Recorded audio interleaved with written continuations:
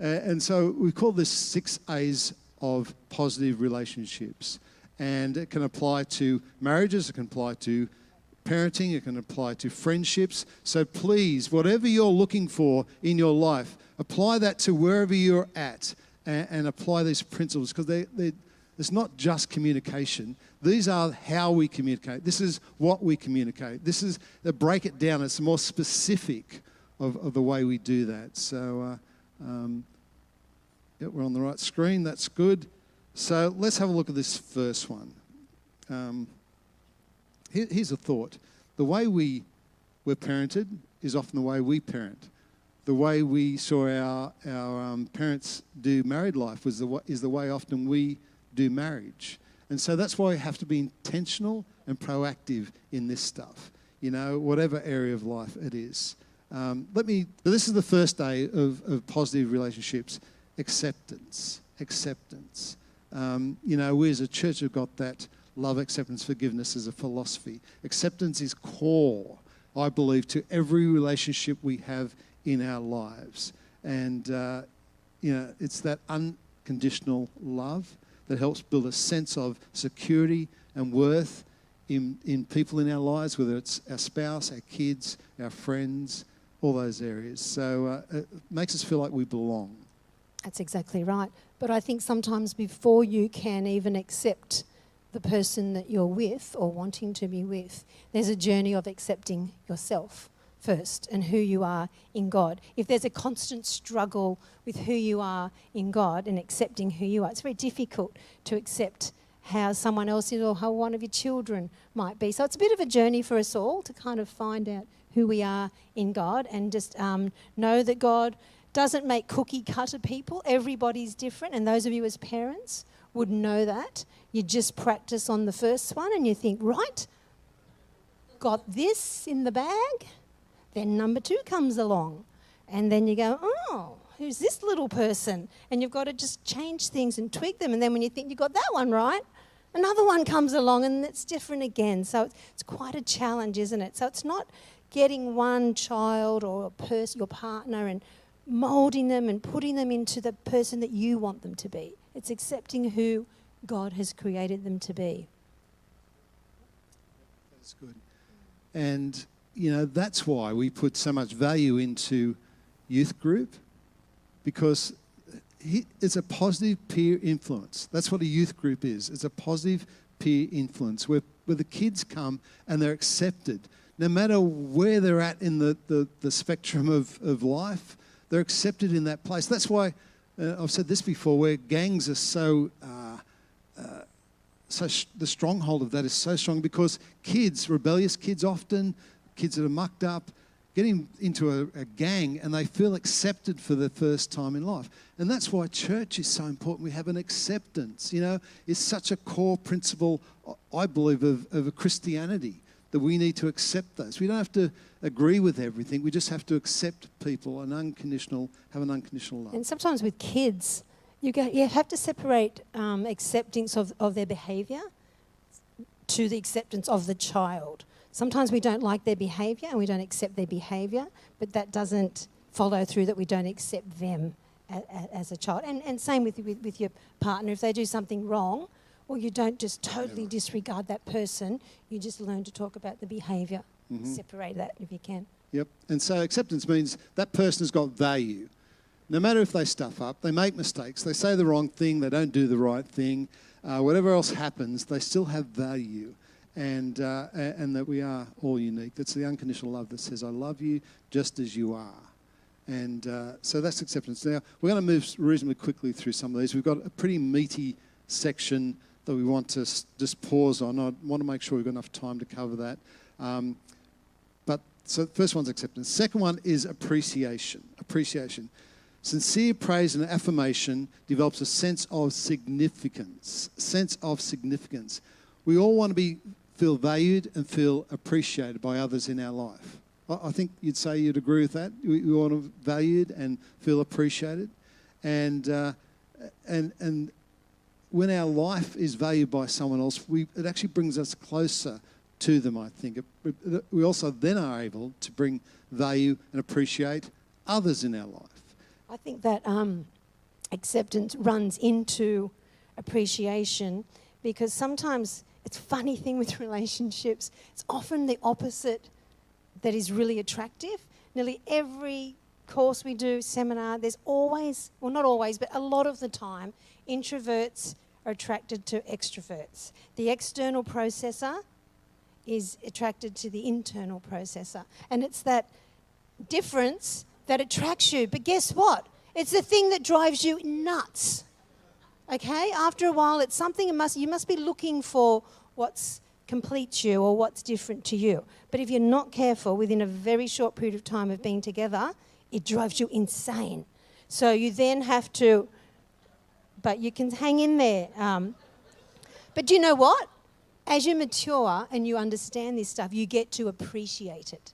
I so appreciate Greg's thinking, deep thinking and introvertedness, because it brings something really special to the relationship, whereas I tend to be a bit more flighty and, let's just move and have fun. You just balance each other. So rather than trying to make the other person like yourself, it's understanding who they are and accepting that brings incredible depth, and it's appreciating the differences. Okay, so... And just, this is just a nuance of it.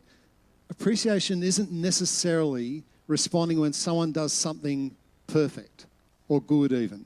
Like, appreciation is appreciating them for who they are, no matter whether they're doing right or wrong. And so I want you to understand this, that sometimes that looking for perfection in our kids, for instance, can be a negative. If we only appreciate and affirm them when they're doing something perfect, it sets them up not well for life, because they think that's the time you get your praise, when you do something perfect.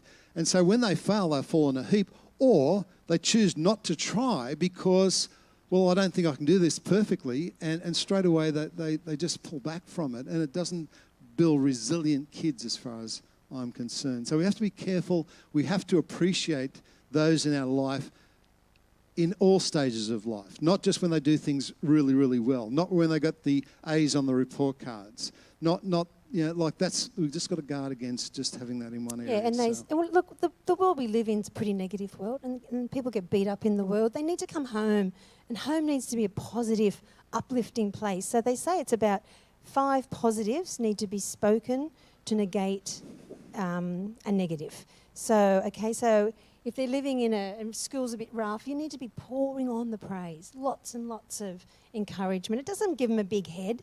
It just makes them feel appreciated and loved, doesn't it? Okay, let's push in the third one. Sorry, it's affection. It's affection. Now, I'll read this. Caring words and actions that show our love and develop a sense of being lovable. You see, when we show affection to people in our lives, spouses, kids, friends, when we show that affection, it's caring words and actions, not one or the other. We have to have the caring words, but also then the caring and loving actions as well. And that helps develop a sense of being lovable in that person or that child. It's so, so important. And this is the one we want to just pause on just a little bit longer than the other ones, because we've got so many ththings we want to say here this morning. And that's when we realise we have to do a night just to process this stuff as well. Many of these concepts overlap, really. So we have to love someone well, we have to know what makes them feel loved.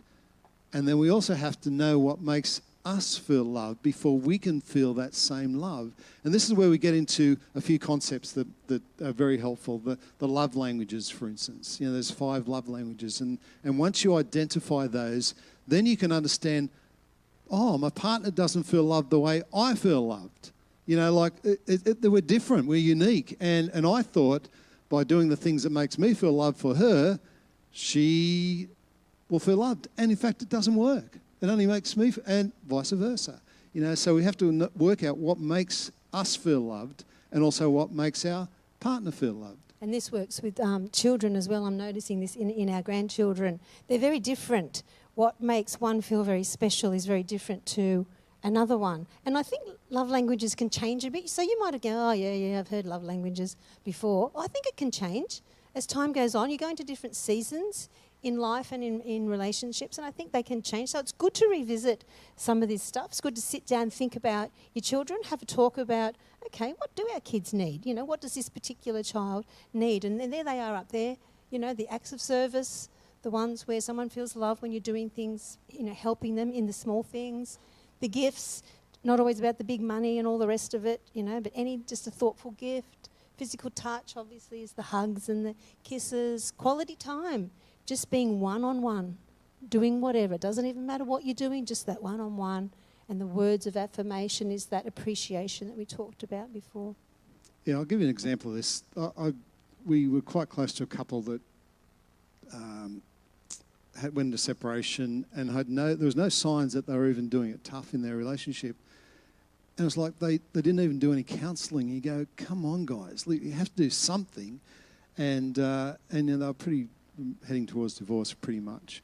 And we gave them a book, 5 Love Languages, in the early, this is back quite a few years ago now. And the guy read it and he said, oh, if I'd known this stuff when we got married, we wouldn't be in the place we're in right now. We have to resource ourselves for this sort of stuff. We can't just drift into life and expect everything to come out rosy. It just doesn't. And that applies to marriages, it applies to parenting, it applies to friendships. We have to be intentional and proactive about this stuff. Now, love languages is one way you can put it. It's a simplified way. Another way we've got is the emotional needs. And each one of us has got a love bank inside our hearts, inside us. And the things that fill our love bank need to be identified. So as a partner or as a parent, we can start to fulfill that in them. Now, this is designed for couples, this particular group of words. And some apply on general to male and some apply on general to female. But there's no gender thing in this. It's across the board. And this is for a marriage relationship, by the way. And so if each one of us has got this love bank in us, in our hearts, and if people fulfill that emotional need, it will put deposits into our love bank. Did you want to say something? I was just saying, as in any relationship, especially in a marriage, I don't think you can meet every need of your partner. Like it's good, you need to do that, but in the Christian context, God needs to be in the midst of meeting some of your needs. Sometimes I think you can fall into a relationship, and if you're a little bit, you know, if you're quite broken, you can think that partner's going to meet every need that you have. Now, this is, you know, we're teaching you how to add health to your relationship, but sometimes you've just got to make sure God's in there, meeting some of those deep needs that you may have, and that's that whole healing process and being made whole in Him. So it's a mix, isn't it? It's not just don't expect your partner to do everything and meet every need you have in life. This will be some of the stuff we cover on our marriage night, the love and marriage. But so I won't go into too much detail. But they're the emotional needs that generally have been shown to meet for married partners and partners to meet their needs and make that love bank. Now, here's where affairs comes into place. If, for instance, well, I'll use Robyn myself. This isn't exact, like this isn't an actual thing, but I just want to use it. So, for instance, Robyn's emotional need is conversation. Mine isn't necessarily. So she could be having a real lack of conversation in her life. Now, she might be working with someone, and it might be of the opposite sex, that actually is really good with conversation. And so she goes to work every day, and that guy meets that emotional need and starts to put some deposits in the love bank. And each day she goes to work, and then the guy does it again and again and again. And I'm just going, oh, good, I don't have to talk anymore. She doesn't need me to talk anymore. So we're getting less and less discussion, and she's getting more and more at work. And the problem is she'll eventually fall in love with that person at work because I'm not meeting that need. And it's exactly the way affairs work. No one gets married and then decides to have an affair. Like, it's just not, oh, I'll get married, then I'll have an affair. No, who does that? No one does. But during the process of life, the stresses, the pain, the toughness of life, we just drift apart sometimes. And that's why we need to know this stuff so we can be intentional and proactive about applying that to our marriages and know that, oh, she needs conversation. So I need, when I come home from work, to sit down with her and go, okay, how's your day? What happened? And not be flippant and go, Oh, yeah, nothing? Oh, good, see you later. No, tell me what happened. Tell me why you're a little bit upset tonight. What's going on? And delve a little bit, question a little bit. Be, consistent in that, because that way it builds her emotional love, her love bank with emotional needs that I'm providing, and increases to the sense of love, that love That's feeling. exactly right. So the love bank works in two ways. The stuff's going in, just like if you're saving for something, in goes all the deposits. But then if you can be doing all the right things, right, meeting all those needs of your partner, but if you're not careful, there's a plug hole You just go at to the next bottom, screen. which we just use the word love busters, but they're often the things that are draining love. So you can be doing all the right things, but if there's some negative stuff in your relationship, that will just basically, like having a bath, pull the plug, out it goes. So we, okay. Yeah. So basically, that's you can put as many emotional needs into the love bank, but if there are withdrawals happening on a regular basis, you can't get enough in there to balance it all up. And that's where we need to deal with those love busters, get them out of play, deal with them, work out strategies to get them off the list, and then we start to build the love buster. Now, what you need to do personally for you, if you're in a relationship, married or whatever, you need to identify what fulfills your emotional needs, which is the things that press your buttons. And then also for the love busters, if they do exist in your relationship, you need to get them out of your relationship, because you cannot build enough emotional needs if they're present. And these are the things like when we get really angry and lose our temper, we're disrespectful in the way we speak to one another. Sometimes we develop bad habits. And in another thing, in relationships, you can be very much an individual and spending your whole time as an individual rather than being in a couple. But it's only when you talk to one another and identify those things, you bring them out into the open, and then you talk about them and then work out how you're going to get rid of them. So can you see all the good things going in, plug up the holes, and then your love tank actually feels full. And it's the same with your children. You can honestly use this in children. We found when we first did this that I was never angry at Greg. As Tristan said, we never shouted at each other. But raising 4 kids under 5 in stressful times, I would shout at the kids. And he identified in me that the angry outbursts I had with my children actually withdrew from his love bank, which was interesting. It wasn't aimed at him, but it was enough. It was just like, I don't like it when you do that. So I had to work out other ways of doing things. So it's interesting, isn't it? It's just all relationships are all intermingled in a family. Yep. So we do need to keep moving, because we're... So that's affection or love or care, whatever you want to call that. And I think that was the last screen there, wasn't it, Kev? Go on the next one for us. So the next one's availability. In a relationship, marriage, parenting, friendship, this availability is spelt T-I-M-E, time. Time. You just have to spend time with that person.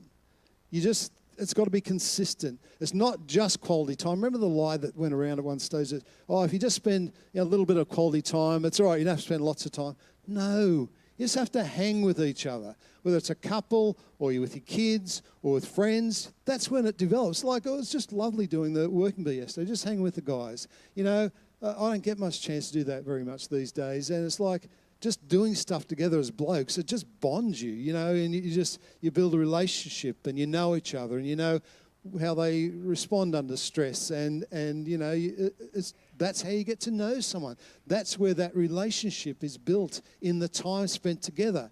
Not just quality time where it's really monitored and programmed and just hanging together. And that's for families as well, We do live in busy times, and there's a lot of distractions in families, things like, having dinner together. I don't know what happens in anyone's home, but, sometimes things like that can just disappear. Everyone can go do their own thing, eat wherever they are in the house and on their own device and all the rest of it. I think there's a lot of things vying for our time in this day and age. So you really do have to be proactive in spending time with family and with each other. And we say to couples, when you... at the end of, say, the weekend, get your diaries out together and look at your week ahead and look at your week. But instead of looking at, oh, I've got this meeting and and all the rest of it, you look at, as a couple, where are we going to spend time together? When are we going to have a night together? Or are we going to go out for coffee or a walk or something? Prioritise you as a couple first. Then look at your family time, prioritise them. Then you start to put in all the other things. But what we tend to do in life, we put in all the appointments, all the other stuff, and then you're exhausted and there's just nothing, you got nothing left to give those closest to you. Yeah, that's right. And it's easy to say that, but you've actually got to do something about it. Your intentions could be good in that stuff. You've actually got to make it time, sit down, let's have a date night every week. Let's do this. What do you want to do? What can we do that we can have a date night together or going out together? And this can apply to our kids. It's not just a marriage. It can apply to our kids as well. We did dates with our kids and said, well, what do you want to do? And one wanted to go to an exhibition house and walk through all the exhibition houses. And you go, oh, okay, I guess I can do that. And we just chatted about that, and it was just fun. You know, one wanted a meal, one to go to the cinema. Let me read you this interesting quote. As a role as dads, it's really important we get this right, because we can undervalue and underestimate this. Charles Francis Adams, the 19th century political figure and diplomat, kept a diary and says this: one day he entered, went fishing with my son today, a day wasted.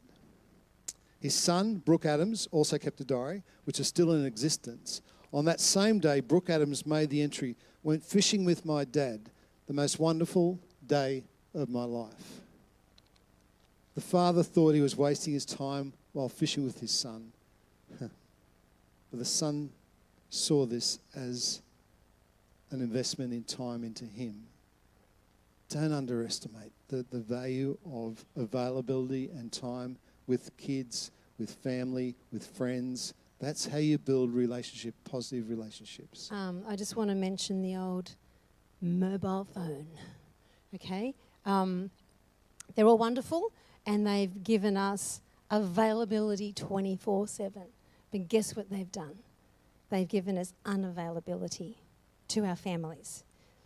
So, you just need to be careful. It's probably the younger people. We grew up, those of oldies, grew up without them, so we use them, but we know how to just put them aside. But young people, I totally appreciate it. It's a different world that you are growing up in, and we are attached to these things 24/7. But you need to learn to put them aside. I just see parents, the kids are there and they're on their phones. They're just ignoring. I think you're wasting a precious time in life with young families if you're always on your phone. But it's not just young families either. It's like you can couples, see it at a cafe or something like that. Oh, There's 4 young people sitting at a table and they're all on their phones. You go, you're all talking to each other, or who are you talking to? It's like, no, we're not talking to each other. Snapchatting. So look, we're not saying mobile phones are evil and whatever. It's just we've got to bring limits in. We do have to bring limits in to what we do with our devices, don't we? Yep, we do. Yep. Okay, so availability. So the fifth one is accountability. Yep. And I think there needs to be an accountability in every relationship in our life if it's important to us. If it's not important to us, don't worry about it. But if it's important to you, make sure you're accountable to somebody. By being accountable to people in your life, you show respect and teach others in your life, your kids, partner, whatever, how to be accountable to you, which develops a sense of self-discipline and self-control. Self-discipline and self-control, accountability. I don't know about you, but I so often have thought that do what I say, don't do what I do. I'm just too busy to organise that, and it's a double standard, and it's not a positive message to send to kids or to our partners or whatever. It's deceitful, really, in the end. And with this accountability, I'm not talking about control here, but I think you need to be accountable to your partner for where you spend your time and what you're doing with your phone and what you're doing with your computer. There shouldn't be secrets. There shouldn't be hidden things in life. If you're on a computer, you shouldn't be hiding anything from your spouse, okay? If there's trust in a relationship, we need to be accountable. Now, I'm not saying control. I know that relationships get abused and the power can shift. I'm not talking about that. I'm talking about healthy relationships should be just open to whatever. Your life should be an open book. You should be able to read each other, shouldn't we? There's nothing we keep ever from each other. Passwords, you know, and not that's a big deal, but she can check any of my stuff anytime and vice versa. It's just the way it needs to be, you know, and because honesty is an emotional need, one of them, but dishonesty is a love buster. So if there's any dishonest behaviour in there, it will cause great distress in a marriage, in families, in relationships, you know. If a relationship is important to you, you need to be completely honest and transparent the whole way, and that brings accountability, I guess. So, and boundaries with children. We all know kids need boundaries. If you don't give them boundaries, they go off the rails. But you need boundaries in your relationship. Boundaries about how you speak to one another.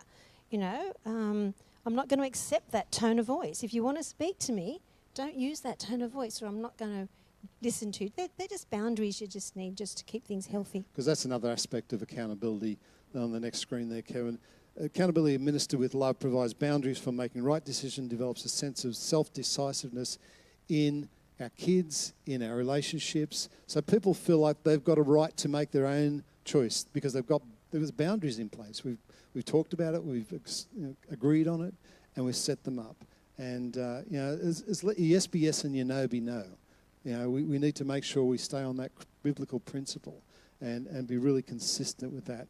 And kids grow really well when they've got boundaries in their life. When there's a lack of boundaries, they feel unloved. It's a stunning thing. If there's a lack of boundaries in kids' life, they don't know what the rules are, and so they're never really sure about what to do and how to do it. And so it's really important that we deal with that really well. You know, we've got this. We're going to move quite quickly now. In the next screen, Kevin, there's those bottom four are based, you'd call them love. The top one, accountability, the next one is limits. And if you just go to the next screen, yeah. And limits are important, but they're also a covering of love on the relationship as well. So they actually produce this cover, and in fact, it's all love. The limits are all love as well. Like it's all when you think about love and how to produce those relationships. And in the right proportion, I guess, 80-20. You know, that it should be 80% is positive and sowing into relationships. And there needs to be accountability and some limits as well in that process. And the sixth one we talk about is apology. Now, this isn't our marriage stuff. This is just, but it works really well for that. Apology. We all need to be free to apologise if we've stuffed up, if we've made a mistake, if we've done something wrong. We just need to be really open and free to apologise in those circumstances, because apology provides a sense of vulnerability. It helps open the door towards resolving conflict. Whether you've done it wrong or not doesn't matter. Apologise anyway. Start the communication, the resolving of conflict. It's not about me being right and her being wrong, or her being right and me being wrong. No. The apology is to start the communication. I'm sorry if I reacted the wrong way when you said that. It just caught me off guard. And can we talk about that now? Let's talk about it well and not, you know, in a conflicted sort of way. It's a good opportunity to let off steam, I guess, to let off the pressure of the situation. As young couples, when we had conflict, we'd both camp on each side of the bed, and I'd lay on my shoulder this way and Robyn would lie on her shoulder that way, and there'd be about 2 metres between us, you know, and you just, I'm not touching her, I'm not going anywhere near her, how dare her talk like that, or be, you know, and it's like, no, just apologise and get on with it. You know, I'm sorry, I'm not sure even what I did wrong, but obviously it upset you. Tell me what happened, tell me what this is all about. And you grow into this. We were 20 years old, remember, and clueless, and didn't know God. But God, in His infinite wisdom, gives us in His Scripture, in His Word, He says, "Do not, in your anger, do not sin. Do not let the sun go down while you're still angry." There you go. See, once you've got God in your life, you know that that's a dumb thing to do, and you hardly sleep anyway. You're laying there thinking, If you just apologise, sit there and talk about it, then you can just relax. You get much better sleep. I can remember laying there and not going to sleep because I wasn't going to roll over because I might touch her if I rolled over. You know, it's just don't listen to this, young people. Dumb. This is the wrong way to do dumb. it, okay? Yeah. So dumb. It is. There's a model we talk about in our marriage stuff. It's called the 3 states of mind, and it works really well in every situation. You know, we all want intimacy in our life, right? intimacy with our spouse, with our kids, with friends. Like, we want that. But very often we have conflict going on. And so what our job is to work out how to deal with conflict well. We have to be someone who sees conflict as an opportunity, as a positive thing, not as a negative thing. Because if we see it as a negative thing, we just go into withdrawal and we go into our cave and we never deal with the thing. And so we both have to be ready for it. It has to be both when both people are ready to deal with that conflict. But conflict is good. And you have to go, if you're in withdrawal at the moment, whether it's physical withdrawal, spiritual withdrawal, emotional withdrawal, there's another type, I don't know. But if you're in any of those withdrawal places, you don't want to interact with your partner or with your friend or with even with your kids. Even with your kids. Even with your kids. Let that sit for a bit. And we're the grown-ups, if you're the adult here this morning. And we have to be the one that starts to deal with that conflict. We need to work out a way to get out of withdrawal, work through the conflict, so we get back to intimacy, whether that's in a marriage, whether that's in a family, whether that's in a friendship. If the friendship is valuable to you, you work through the conflict to get back to intimacy. That's right. And it takes humility.